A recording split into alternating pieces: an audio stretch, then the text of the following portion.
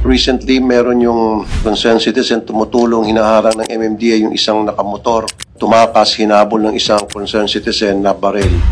MMDA, pinalaw nyo na ho ba yung biktima, yung nabaril?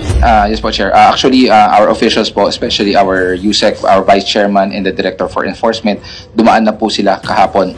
At nangako naman po ang ating ahensya na magbibigay din po tayo ng tulong. Thank you very much. In fact, nag-volunteer yung MMDA na mag-put up ng 500,000 pesos reward, and I myself, from my own pocket, 500,000 equals 1 million.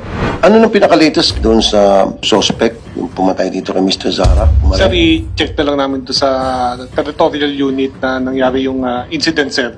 Kung may suspect na po doon, sir. Napapansin ko rin po palagi na yung mga traffic enforcer ninyo tinatakasan. Ano po ang plano nyo doon? Ilang beses ko na minsan didipahan pa eh. Pag dipa, talagang pipilitin ng motor, sikot-sikot, may yung kotse, nakakaawa naman yung MD ha.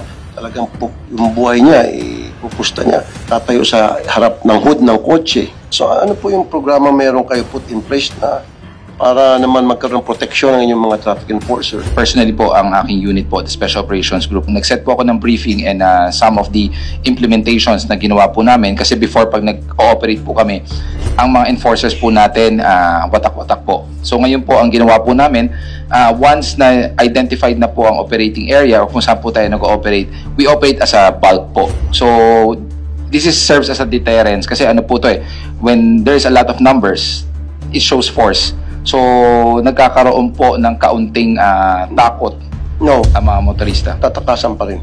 Bakit hindi kayo makipag-tandem sa PNP? Merong isang HPG na kasama. Tapos nakikita ng mga motorista na nandiyan HPG, yung motor niya nakatambay, naka-uniforme yung pulis, kakatakutan yon. Deterrent yun sa mga gustong tumakas. Kahit na yung mga traffic enforcers niya may mga motor. Ano ngayon? Wala ka namang baril eh. Diba?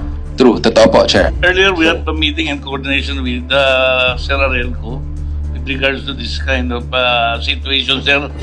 And since I assumed last January, I also paid courtesy call to the chairman of the MMDA for enhancement of our operation, together with the LTO, sir. So ito na pagkakataon, mag-alap kayo ng certain numbers of personnel in tandem with the MMDA na nandun nakamoto, nakatambay, para katakutan at pwedeng tumulong in case na merong pumalag.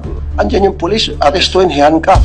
Protection din sa ating mga traffic enforcers ng MMDA. Am I correct, Mr. Go? Yes po, Chair. That is correct po. No? Last week, nag-courtesy call po ako sa PNP to enhance it even more and to strengthen even more.